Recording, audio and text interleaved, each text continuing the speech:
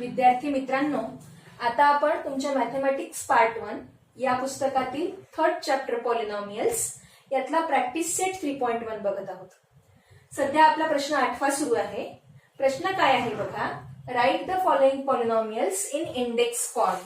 आता index form मध्ये convert करण्यासाठी काय काय गोष्टी लागतील बघा.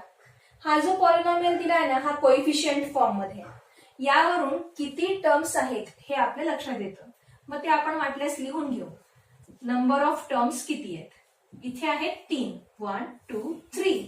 इथे 3 आहे म्हणून नाही, हे मोजायचं आपण. 3 टर्म्स. इथे बघा 1 2 3 4 5 टर्म्स आहेत. इथे 1 2 3 4 टर्म्स आहेत.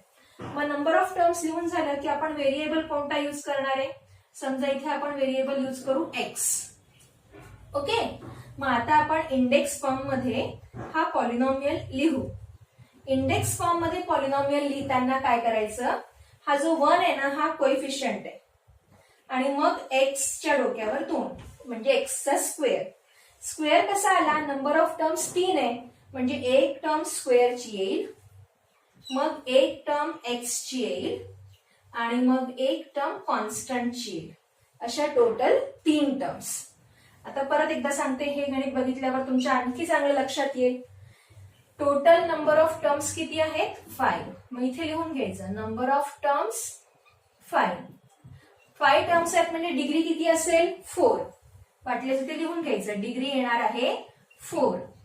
आणि व्हेरिएबल कोणता यूज करायचा हे तुमच्या मनावर आहे, कारण इथे तसं काही सांगितलंय का? नाही. मग आपण व्हेरिएबल यूज करू शकतो y. ओके, मग आता आपण इंडेक्स फॉर्म मध्ये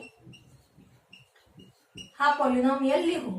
इंडेक्स फॉर्म मध्ये लिहिताना काय करायचं, हे जे 5 आहेत ना, हा कोएफिशियंट आहे, मग y. तर y to the power 4.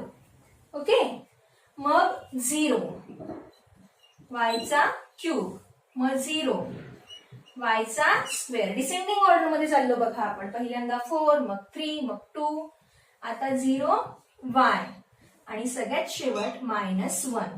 Sign लक्षात घ्यायचं, मायनस असेल तर मायनसच द्यावं लागेल, प्लस असेल तर प्लसचं. 0ला काही प्रश्न नसतो, तिथे आपण प्लसच देतो. त्याचप्रमाणे ते पण गणित आपल्याला करता येईल. सगळ्यात पहिल्यांदा सांगायचं नंबर ऑफ टर्म्स किती आहेत. इथे नंबर ऑफ टर्म्स आहेत 4. म्हणजे डिग्री किती येणार आहे? डिग्री 1 नी कमी असते म्हणजे 3. तुम्ही व्हेरिएबल कोणता यूज करणार आहे? आपण x यूज करू शकतो, y यूज करू शकतो, p यूज करू शकतो, तुमच्या मनावर. आता इंडेक्स फॉर्म मध्ये हा पॉलिनॉमियल लिहिताना आपण सगळ्यात पहिल्यांदा कोएफिशियंट लिहायचा -2. ओके, मग व्हेरिएबल काय वापरणार आहे? p. मग p चा पॉवर किती? 3. म्हणजे 3 पासून सुरुवात करायची, एवढं लक्षात आलं. मग +2 p चा स्क्वेअर, मग पुन्हा -2, आता फक्त p आणि मग +2. ठीक आहे, म्हणजे आता आपण डिसेंडिंग ऑर्डर मध्ये जर बघितलं 3 2 1 0 म्हणजे p नाही आलेला. तर अशा प्रकारे दिलेले पॉलिनॉमियल्स आपण इंडेक्स फॉर्म मध्ये कन्वर्ट केलेले आहेत.